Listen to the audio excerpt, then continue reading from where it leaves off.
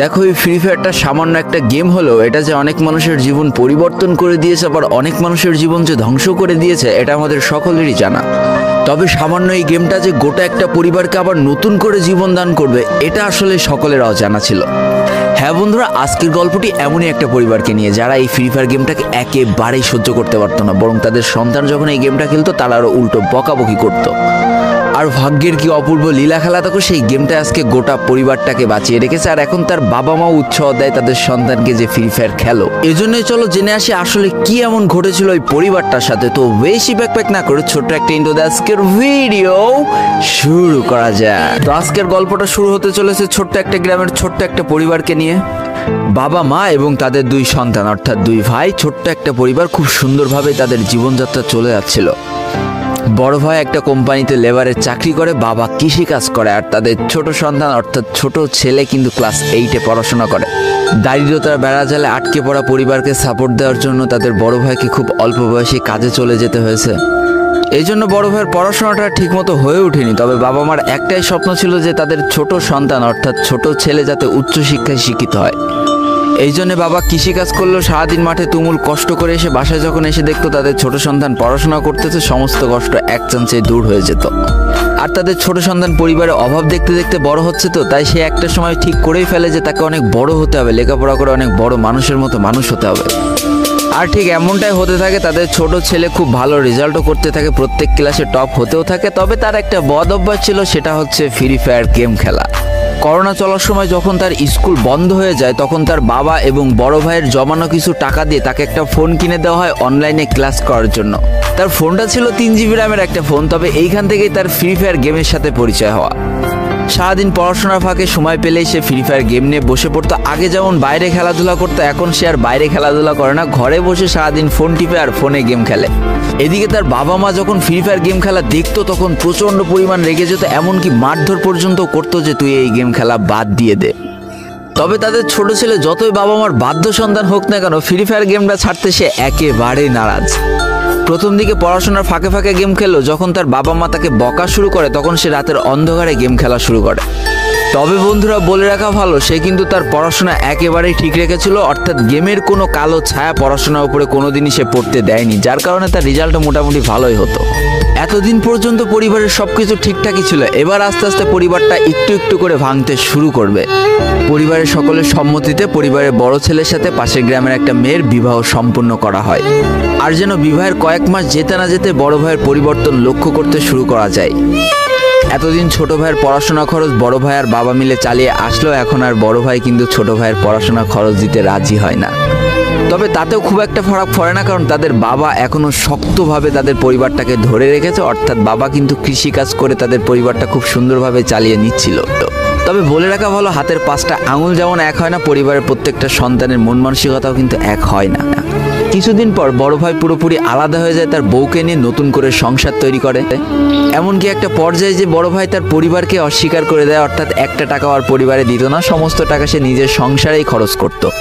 4 জনের পরিবারটা ভেঙে যায় এখন 3 জনের পরিবার হয়ে গেল, বাবা মা আর তাদের ছোট সন্তান। এখন পুরো পরিবারের দায়িত্বটা বাবার উপরে পড়ায়। দিনরাত 24টা ঘন্টা হাড় ভাঙা খাটুনি করা শুরু করে দেয় তাদের বৃদ্ধ বাবা। এদিকে তাদের ছোট সন্তান সবটা কাছ থেকে দেখে অনেক কষ্ট পেত, তারপরেও তার করার কিছুই ছিল না, তাকে পড়াশোনাটা চালিয়ে যেতেই হবে, কারণ বাবা মার একমাত্র স্বপ্ন তাকে পড়াশোনা করে মানুষের মতো মানুষ হতে হবে। এদিকে বলে রাখা ভালো, পড়াশোনার পাশাপাশি কিন্তু সে ফ্রি ফায়ার গেমটা অনেক ভালো মতো খেলা শিখে গিয়েছিল। তার 3 GB র্যামের ফোন একটু ল্যাগ দিলেও মোটামুটি ভালোই খেলা যেত স্মুথ গ্রাফিক্সে। এমনকি সে আস্তে আস্তে টুর্নামেন্ট খেলাও শুরু করে। আর এখান থেকে যে টাকায় পেতো, 50 টাকা 100 টাকা 200 টাকা যা পেতো, সেই টাকাতে তার পরীক্ষার বই খাতা কিনতো, যাতে তার বাবার একটু কম পরিশ্রম করা লাগে, কম খাটনি করা লাগে। হাই রে, পরিবারের বড় ছেলে পরিবার থেকে আলাদা হয়ে গেল, আর ছোট ছেলে চিন্তা করছে বাবার কিভাবে কষ্ট কম করা লাগবে। এরই মাঝে সে একদিন চিন্তা করে সে তো টুর্নামেন্টে অনেক ভালো পারফরমেন্স করছে, তাহলে তার একটা ইউটিউব চ্যানেল খোলার দরকার। অন্তত টুর্নামেন্টের ম্যাচগুলো ইউটিউবে ছাড়লো, যদি কপালে ভালো কিছু লেখা থাকে।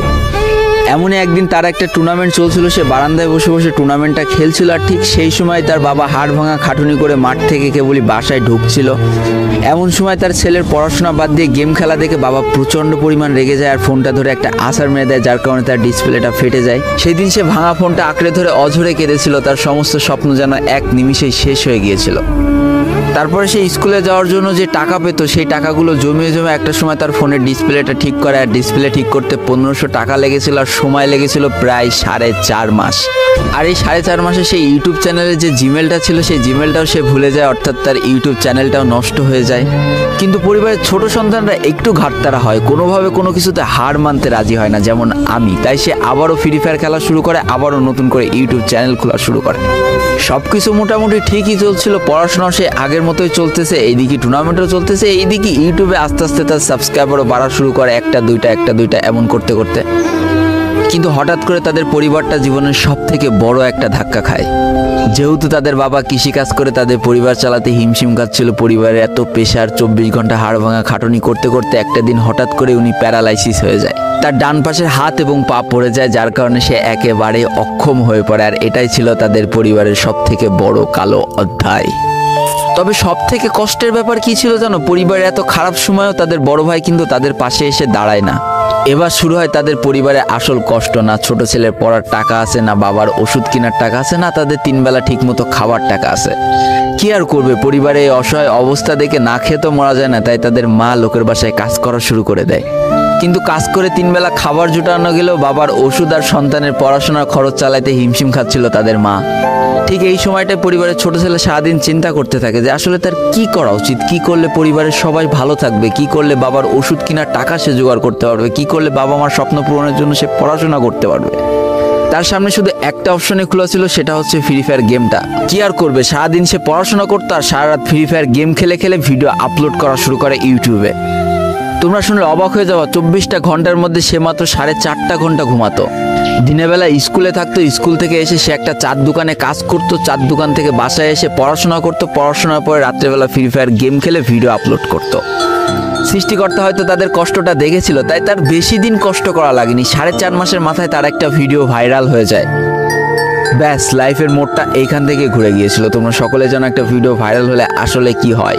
সব জায়গায় তার নাম ছড়িয়ে যায়, মানুষ আস্তে আস্তে তার ভিডিও দেখতে শুরু করে, তাকে পছন্দ করতে শুরু করে, তার গেম প্লে ভালো লাগতে শুরু করে। একটা সময় সে একটা ভালো প্লেয়ার হয়ে যায়। আর সে জীবনে প্রথম পেমেন্ট পেয়েছিল 12,500 টাকার, যেখান থেকে 7,000 টাকার তার বাবার জন্য ওষুধ কিনে দিয়েছিল, আর বাকি টাকাটা তার আম্মুর হাতে তুলে দিয়েছিল। তারপর থেকে তার মাসিক বেতন কখনো ওই 12,000 টাকার থেকে কমেনি, বাড়তে বাড়তে বাড়তে বাড়তে একটা সময় তার মাসিক বেতন দাঁড়ায় 1 লাখ টাকা, যেটা ছিল তাদের পরিবারের জন্য অবিশ্বাস্য একটা ব্যাপার। যেই পরিবারটা না খেতে পেয়ে প্রায় মরার মতো অবস্থা হয়ে গিয়েছিল, সেই পরিবারটা আজকে কোথা থেকে কোথায় যে দাঁড়ালো। তবে সব থেকে মজার ব্যাপার কি জানো, এখন আর ফ্রি ফায়ার খেলতে দেখলে তার বাবা মা কিন্তু তাকে বকে না। তো দেখো, জীবনে খারাপ সময়গুলো চিরদিন স্থায়ী হয় না, খারাপ জীবন কাটিয়ে কিন্তু ভালো সময় আসে, অর্থাৎ তাদের পরিবার এখন ভালো সময় চলে এসেছে। তার বাবা আগে থেকে অনেক সুস্থ হয়ে গিয়েছে, এখন নিজে থেকে হাঁটাচলা করতে পারে, তাকে আর কাজ করে খেতে হয় না, তার মাকেও এখন আর কাজ করতে হয় না। এইদিকে সব থেকে বড় আনন্দের ব্যাপার কি জানো, ওই ছেলেটা তার পড়াশোনাটাও ঠিক রেখেছিল, অর্থাৎ এসএসসি পরীক্ষায় সে কিন্তু জিপিএ 5 পেয়ে উত্তীর্ণ হয়েছে। তো বন্ধুরা, আজকের গল্পটা থেকে আমরা কি শিখলাম? জীবনে কোনো পরিস্থিতিতে, যতই খারাপ পরিস্থিতি আসুক না কেন, তোমাকে হার মানা যাবে না। প্রথম যেদিন তার বাবা ফোনটা ধরে আছাড় মেরে ফোনটা ভেঙে দিয়েছিল, সেদিনই যদি সে হার মেনে যেত, তারপরের থেকে যদি সে আর কোনোদিনই ইউটিউবে ভিডিও না ছাড়তো, তাহলে সে আজকের এই পর্যন্ত পজিশনে পৌঁছাতে পারতো না। দারিদ্রতা বলো, না খেয়ে স্কুলে যাওয়া বলো, চার দোকানে কাজ করা বলো, বাবা মার অসহায় পরিস্থিতি বলো, কোনো কিছুই কিন্তু এই ছেলেটাকে দাবিয়ে রাখতে পারিনি। আর দিন শেষে যেই মানুষটা সর্বোচ্চ কষ্ট করে, সৃষ্টিকর্তা তার পুরস্কার নিজে হাতে করে দেয়, এটাই তার জলজ্যান্ত একটা উদাহরণ।